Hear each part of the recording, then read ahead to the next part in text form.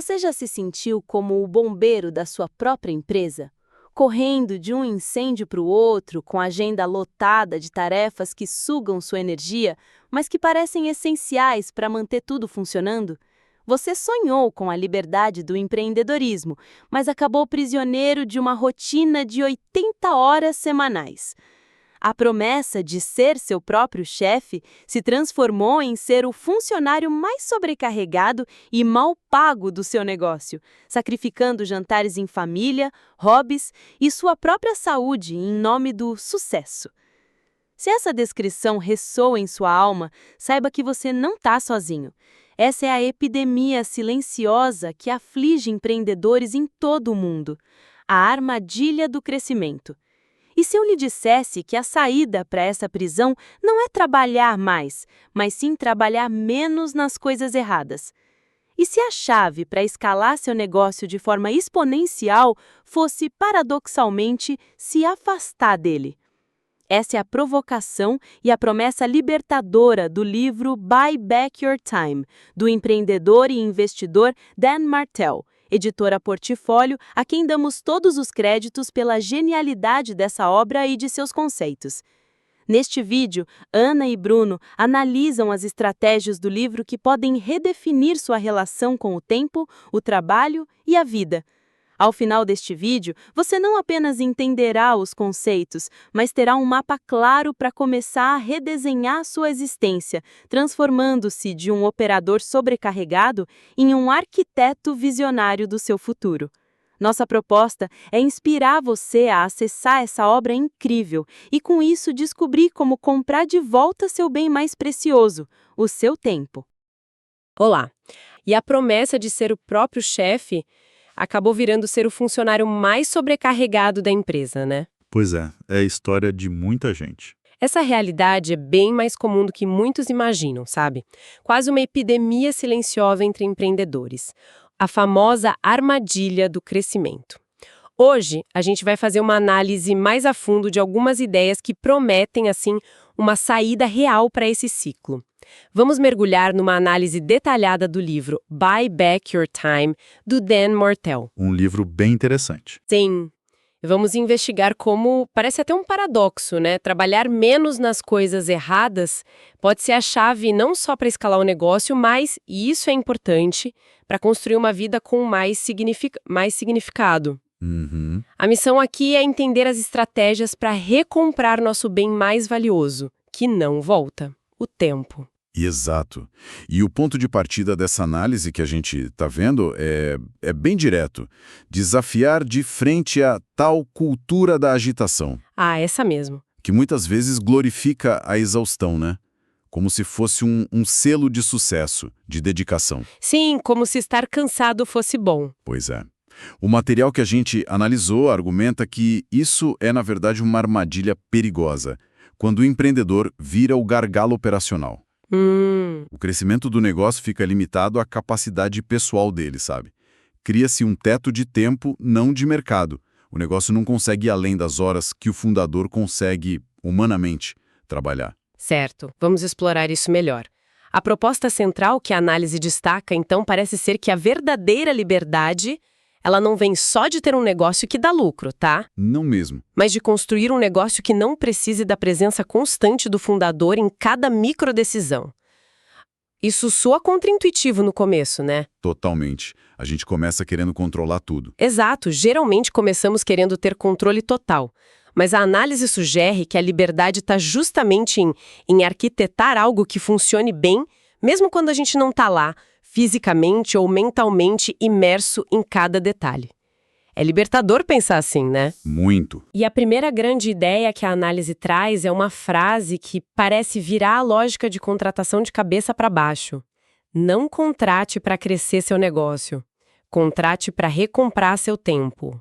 Uau! Impactante, não? Confesso que isso causa um impacto. Normalmente pensamos em contratar para, sei lá, gerar mais vendas, expandir o marketing. Exatamente. A lógica convencional leva a gente a contratar para adicionar capacidade, né? Mais vendas, mais marketing. A análise do trabalho do Martell enfatiza uma abordagem diferente. Contratar primariamente para subtrair tarefas do trato do fundador. Subtrair. Interessante. E aqui tem um ponto fascinante que a análise destaca: a redefinição do retorno sobre investimento, o ROI, de uma contratação. O retorno não é medido só pelo crescimento direto que a pessoa nova pode trazer, mas, e isso é crucial, pelo valor estratégico do tempo do fundador que é liberado. Ah, o tempo liberado. É uma mudança de perspectiva sobre o próprio investimento na equipe. E esse tempo liberado, o que fazer com ele? É aí que está o potencial transformador. Certo. Com certeza. A análise sugere direcionar esse tempo para atividades de altíssimo valor. Pensar na estratégia de longo prazo, construir relacionamentos-chave, parcerias, fomentar a inovação. Coisas que só o fundador faz bem, né? Exato. Atuar como visionário do negócio são funções que, na maioria das vezes, só o fundador com a visão original pode desempenhar plenamente. O ROI disso, se a gente comparar com responder e-mail básico ou agendar post, é, potencialmente exponencial. Precisamente. E essa abordagem, como a análise bem aponta, também ataca direto a síndrome do super-herói. Ah, o famoso só eu faço direito. Essa mesma. Aquela crença muito comum de que só eu consigo fazer isso direito, ou ninguém vai fazer com o mesmo cuidado. O material nos força a fazer uma pergunta mais pragmática, sabe? Qual? A questão central é realmente se alguém pode fazer exatamente igual a você, ou se alguém pode fazer a tarefa com, digamos, 80% da sua qualidade percebida. 80%. Mas liberando 100% do seu tempo para focar em atividades que multiplicam o valor gerado.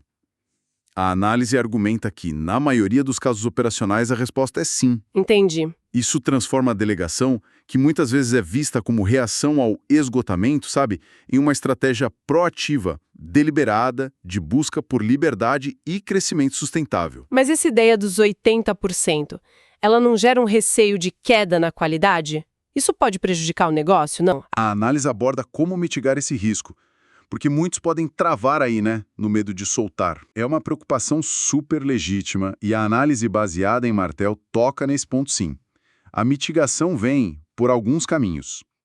Primeiro, clareza na definição do que são os 80%. Não é aceitar trabalho medíocre, entende? Certo. É reconhecer que a perfeição do fundador em tarefas operacionais muitas vezes tem um custo de oportunidade altíssimo. Segundo, a importância de criar sistemas e processos claros, os playbooks que a gente vai mencionar, para garantir um padrão mínimo. Playbooks. Ok. Terceiro, começar delegando tarefas de menor risco, menor complexidade, para ir ganhando confiança, né?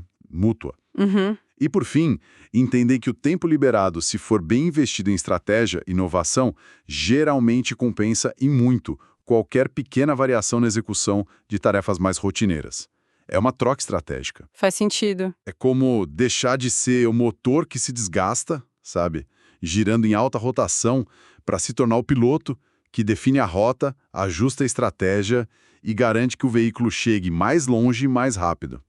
A gente passa de executor para arquiteto do negócio e da vida. Gostei da analogia, entendido. Conceitos poderosos, sem dúvida. Mas como trazer isso pro dia a dia corrido, né?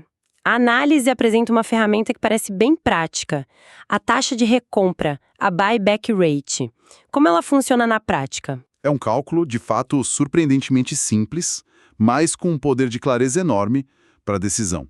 A ideia é dar um valor monetário para cada hora do fundador. A fórmula na análise é direta. Pega a renda anual pessoal que se deseja alcançar. Ok, a meta de renda. Isso. E divide por 2.000 horas. Esse número, 2.000, é usado como uma aproximação padrão, tipo 50 semanas de trabalho por ano, 40 horas por semana. Tá. O resultado dessa conta é a sua buyback rate por hora. Esse valor vira tipo uma bússola financeira para decidir o que delegar. Vamos usar o exemplo da Ana, que a análise menciona, para ficar mais concreto. Ela tem uma agência de marketing, meta de R$240 mil anuais. Claro, aplicando a fórmula para Ana, R$240 mil divididos por 2.000 horas, dá uma buyback rate de R$120 por hora. R$120 por hora. Ok. Esse é o número de referência dela. Exato. É o custo mínimo de uma hora do tempo produtivo dela. E como esse número guia as decisões dela? A regra de ouro derivada disso, e bem enfatizada na análise, é clara. Se uma tarefa que o fundador está fazendo pode ser delegada para outra pessoa, funcionário, freelancer, assistente virtual, por um custo menor que a buyback rate dele, então, financeiramente falando, o fundador não deveria estar gastando o próprio tempo naquilo. Voltando para Ana, a análise mostra que ela gastava umas 10 horas por semana gerenciando redes sociais de clientes, agendando post, respondendo coisa básica. Sei como é. Ela pesquisou e viu que podia contratar um assistente júnior ou um freelancer bom para fazer isso por, digamos, R$ 40 por hora. O custo semanal para delegar essas 10 horas seria R$ 400, certo?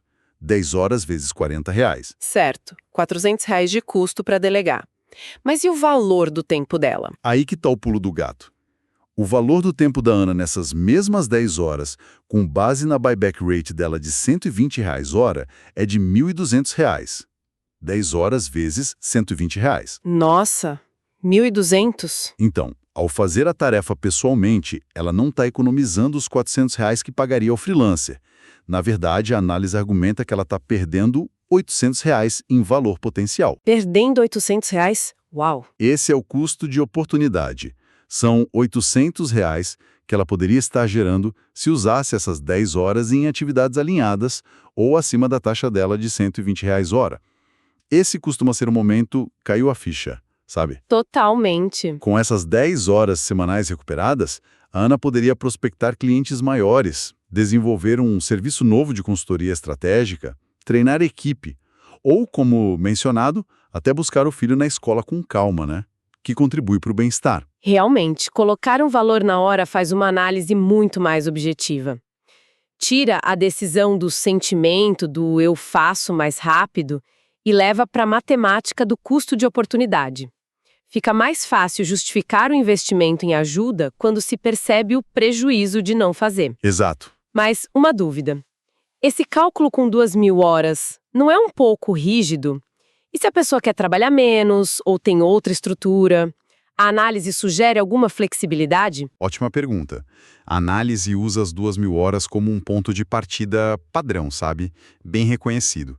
Mas a lógica pode ser adaptada, sim. Se o objetivo é ter uma renda X trabalhando só 1.500 horas por ano, por exemplo... Umas 30 horas por semana. Isso.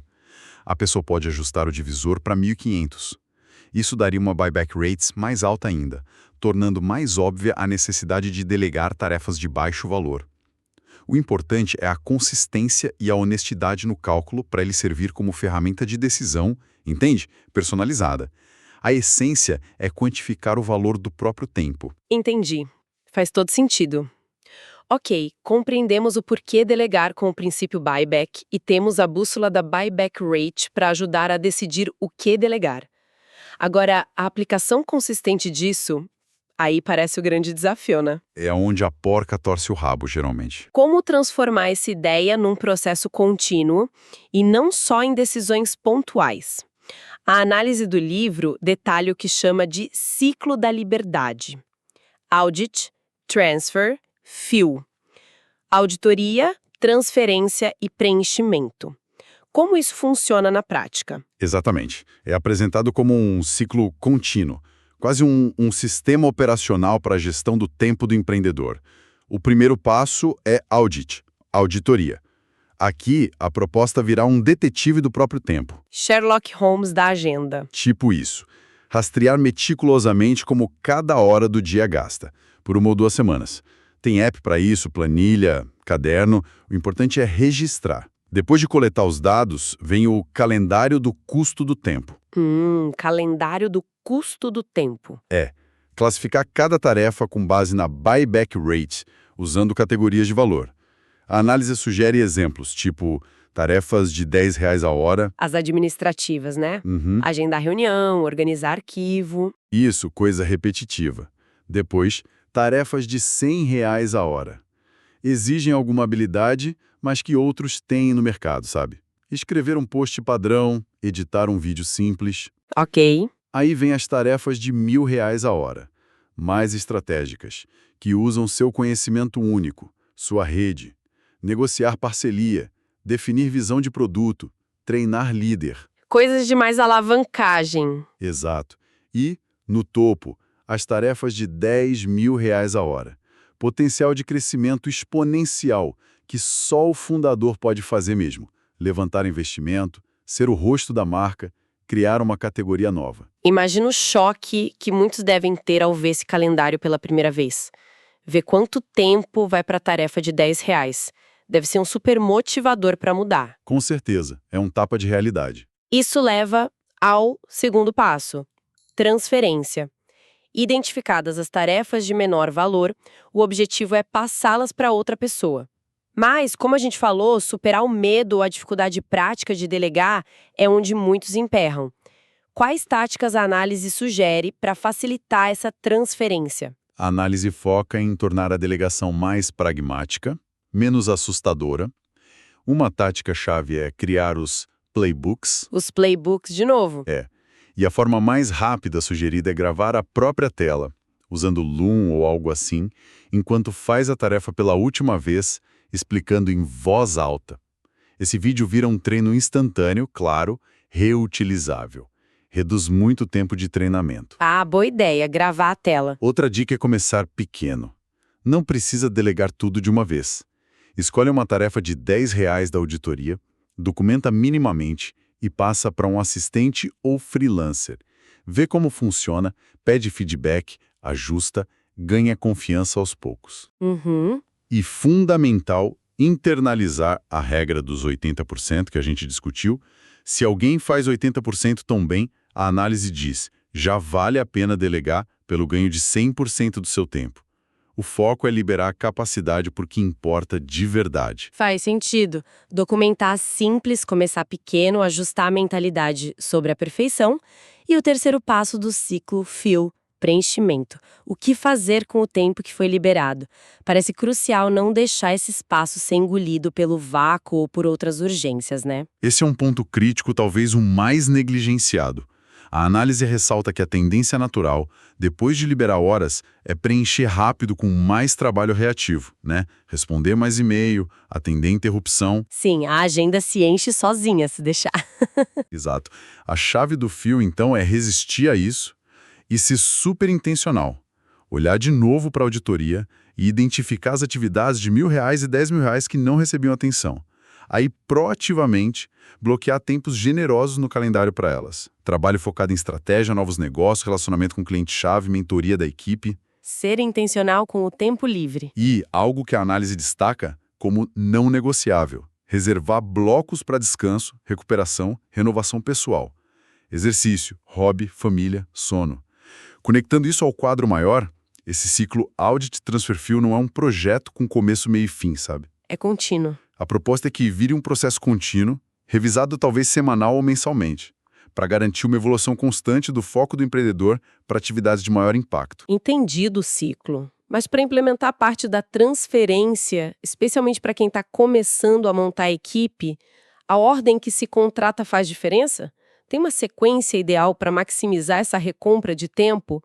A análise baseada em Martel propõe um roteiro, a escalada da substituição. Como funciona essa escada? Sim, a análise apresenta um guia bem lógico. A ideia é começar delegando as tarefas de menor valor, mais administrativas e ir subindo na complexidade e no impacto.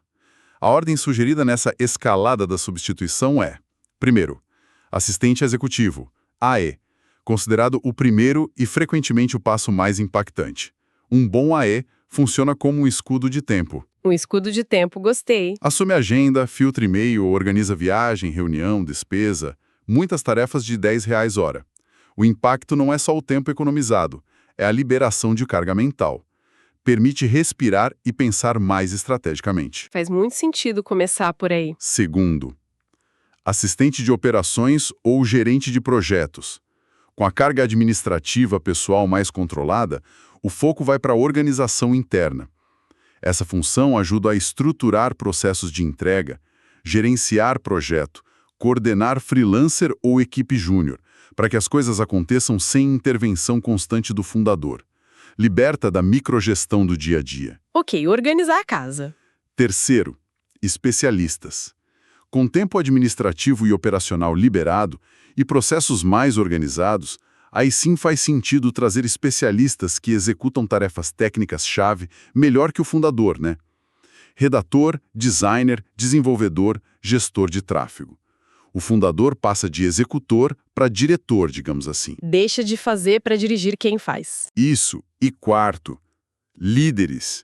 Esse é um degrau mais avançado na escalada inicial. São pessoas que assumem responsabilidade por resultados de uma área inteira. Diretor de marketing, vendas, líder de produto.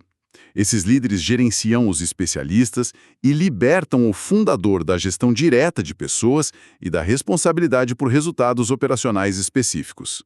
Essa sequência parece muito lógica, e vida aquele erro comum de contratar um diretor caro quando o que se precisa mesmo é desafogar a agenda com o AE, né? Faz sentido como um plano para construir essa máquina de liberdade. Mas e o custo? Um AE, um GP, pode parecer inviável no início, não? A análise reconhece isso e sugere abordagens progressivas. Não significa contratar tudo em tempo integral no dia zero, sabe? A escalada pode começar com freelancers ou assistentes virtuais por hora para tarefas específicas. Ah, começar com menos horas. Sim, um AE pode começar com 10, 20 horas por semana. A chave é usar o buyback rate para justificar o investimento. Se pagar R$40 a hora para um assistente, libera a sua hora que vale 120, o ROI é imediato, mesmo em pequena escala. A ideia é que a própria recompra de tempo gere os recursos, pelo foco do fundador em atividades de maior valor, para financiar os próximos degraus. É um ciclo que se autoalimenta. Entendi. O investimento se paga ao permitir que o fundador gere mais valor. Pensando em tudo isso, qual o significado mais profundo? No fim das contas, essa análise do Buy Back Your Time não é só sobre otimizar a agenda ou ser mais produtivo no sentido tradicional, certo? Qual o objetivo final? O grande porquê? Exatamente. O objetivo final não é ter a caixa de entrada zerada por si só, sabe? Ou uma agenda colorida perfeita. São ferramentas. A análise deixa claro que o verdadeiro objetivo é a qualidade e a riqueza da vida que se pode construir com as horas recuperadas. A vida que se constrói. Com o tempo recomprado consistentemente, o empreendedor ganha espaço real, não só teórico, para investir em duas áreas críticas que a cultura da agitação esmaga. Primeiro, alavancas de crescimento verdadeiro e sustentável. Surge espaço mental e temporal para se dedicar às perguntas de R$10.000 hora. Como dobrar o negócio de forma sustentável? Qual novo mercado explorar? Como inovar no produto? Qual talento-chave precisamos? As perguntas grandes. São essas reflexões e ações que constroem negócios resilientes que criam valor duradouro. E segundo, renovação pessoal e relacional profunda. Ah, isso é importante. Tempo efetivo. Não só as sobras, para estar presente com a família, amigos, buscar filho na escola sem culpa, cultivar hobby, viajar e desconectar de verdade, cuidar da saúde e dormir. A análise ressalta que isso não é luxo, não é bônus. É requisito. É requisito para manter a criatividade, clareza, resiliência, tomar boas decisões a longo prazo. Um fundador esgotado, por mais horas que trabalhe, opera com capacidade reduzida, toma decisão pior e, ironicamente, limita o potencial do próprio negócio. A transformação que a análise propõe é de fato profunda. É uma mudança de identidade. Deixar de ser só mais uma engrenagem, mesmo que a principal, na própria máquina, para virar o arquiteto consciente, o designer intencional que aprimora essa máquina. O objetivo final, então, é construir não só um negócio lucrativo, mas um ativo que trabalhe para o fundador, financiando uma vida com mais liberdade, propósito e impacto. Isso. Que jornada fizemos hoje nesta análise? Exploramos como as ideias do livro Buy Back Your Time, conforme analisadas, oferecem um caminho estruturado, pragmático, para sair da armadilha da ocupação constante que aflige tantos empreendedores. A mensagem central que emerge é poderosa. A liberdade no empreendedorismo não precisa ser um destino distante, mítico. Alcançado só depois de anos de sacrifício. Exato. Ela pode ser construída como uma escolha diária, uma habilidade desenvolvida pela recompra sistemática e inteligente do tempo. Exato. Relembrando os pilares que a análise trouxe. O princípio buyback invertendo a lógica da contratação para subtrair tarefas, a clareza matemática da buyback rate para a decisão de delegar, o ciclo contínuo audit transfer fill para sistematizar a liberação de tempo e o foco, e a ordem da escalada da substituição, para construir a equipe certa na hora certa. São ferramentas concretas para redesenhar não só o negócio, mas a vida. A análise que exploramos conclui com uma frase que ressoa forte: seu futuro está à venda e você pode comprá-lo. Isso nos leva a uma reflexão final, um convite. Para quem está ouvindo agora e se reconheceu nessa armadilha da agitação, da rotina que consome a vida, qual seria a primeira tarefa de, sei lá, R$ 10 por hora, talvez até menos, que hoje consome seu tempo e energia? Qual o primeiro pequeno item que poderia ser transferido, automatizado ou talvez eliminado ainda esta semana? Qual o primeiro passo, por menor que seja, para começar ativamente a recomprar um futuro diferente? 1 hora de cada vez. Fica a provocação para refletir e, quem sabe, dar esse primeiro passo. E assim, chegamos ao fim de mais um Conversa de Administração, Negócios e Economia. Foi uma conversa inspiradora. Esperamos que as ideias de Dan Martell e a forma como as trouxemos aqui tenham acendido uma luz para vocês, nossos queridos ouvintes. E é muito importante ressaltar que as ideias que discutimos hoje são uma análise inspirada na obra Buy Back Your Time, Garen Stuck, Reclaim Your Freedom and Build Your Empire, de Dan Martell, editora Portfólio, a quem damos todos os créditos pela genialidade de seus conceitos. Exatamente, e se você ficou interessado em se aprofundar ainda mais nesses ensinamentos, sugerimos fortemente que você adquira o livro. Para facilitar, deixaremos o link disponível na descrição deste vídeo para você ter fácil acesso e garantir seu livro ainda hoje. Se você gostou deste episódio e acredita que essa filosofia pode ajudar outras pessoas, por favor, compartilhe com seus amigos, colegas e empreendedores que você sabe que precisam recomprar seu tempo. E claro, não se esqueçam de se inscrever no nosso canal e ativar o sininho para não perder nenhum dos nossos próximos episódios cheios de insights sobre administração, negócios e economia. Suas avaliações e comentários são muito importantes para a gente continuar crescendo e trazendo conteúdo de qualidade para vocês. Muito obrigada pela companhia e até o próximo Conversa de Administração, Negócios e Economia. Um abraço e até lá!